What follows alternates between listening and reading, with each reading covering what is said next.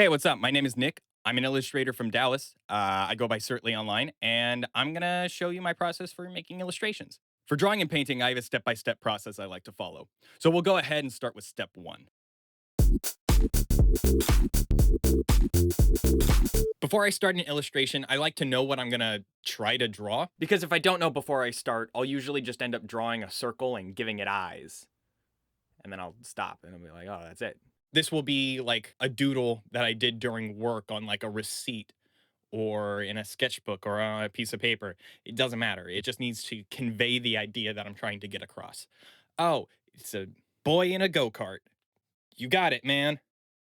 So, this is the idea we're going to go with.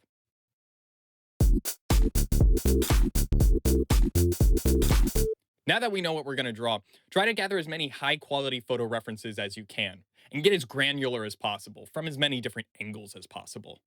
So this means if you're going to draw a castle, you got to get the castle, you got to get the roads, you got to get the mountain, you got to get the trees, you got to get the giants that are going to be in the background. Gather as much as you can. We're not going to use any of it.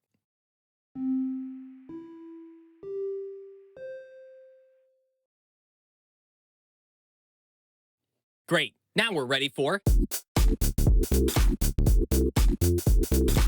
Some people like to take the time to design the illustration. We won't. Instead, draw the image once and refine the sketch until the shapes make sense. That's it. You're done. Great. Now we're ready for... Oh, okay. Never mind.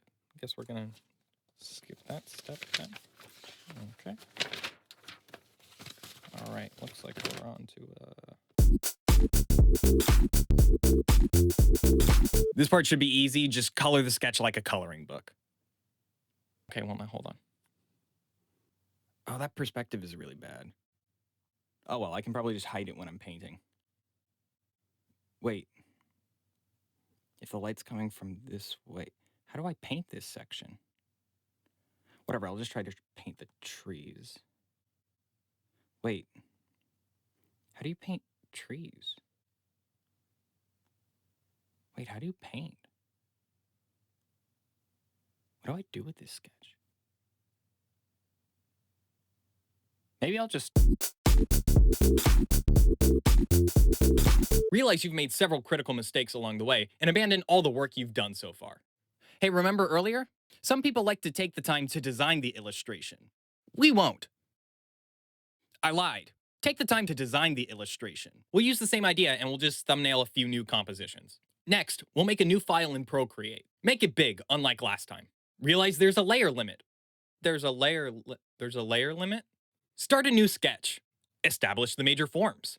Draw the faces of the castle flat and then warp them into perspective. Once you've finished that, add all the details that make it look like a castle.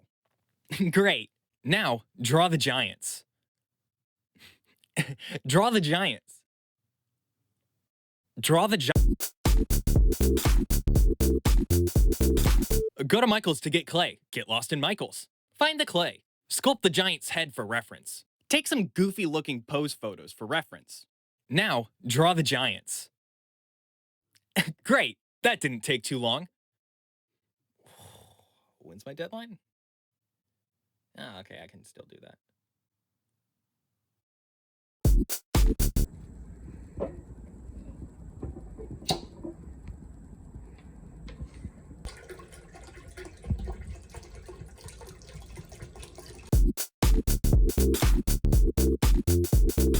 Okay, no time to lose. Group the large shapes and forms together by following these two basic rules. Outline by material and outline by object. Play it fast and loose.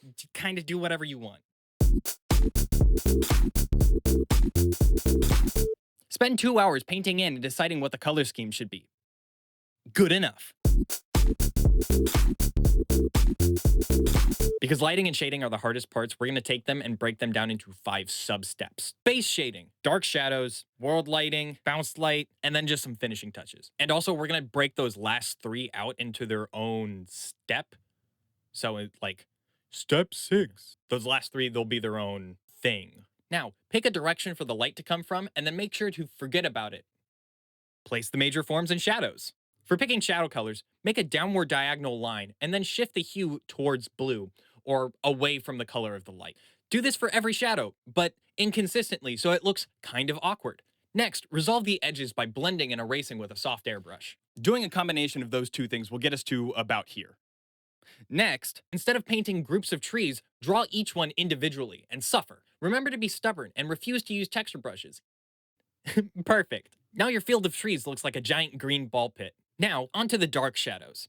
This means you're going to paint in the deep crevices and core shadows on all of your objects. Really phone it in. Great. Right now, everything looks like it's from a different picture. So what we're going to do is we're going to add some elements that really merge everything together and make it cohesive. Paint in the shadows cast by the larger objects on a hard light layer. Now, paint the bounced light. Pick the colors from nearby objects, then paint them onto one another. Be sure to only pick colors that are being hit by the light and paint in the shadows of other objects. Light is bouncing off those objects and hitting the shadows. And in areas of light, any bounced light will be overpowered by the core light. This can make a real difference in some illustrations. Unfortunately, I don't have a whole lot in this one. Next, we'll add a few small things. Light from the torches, colorful bright sun glow on our big boys, stuff like that. Just little details. Great, now it's done. So that's my illustration process. Check back with me in 2 months when all of this is changed and none of this is relevant anymore.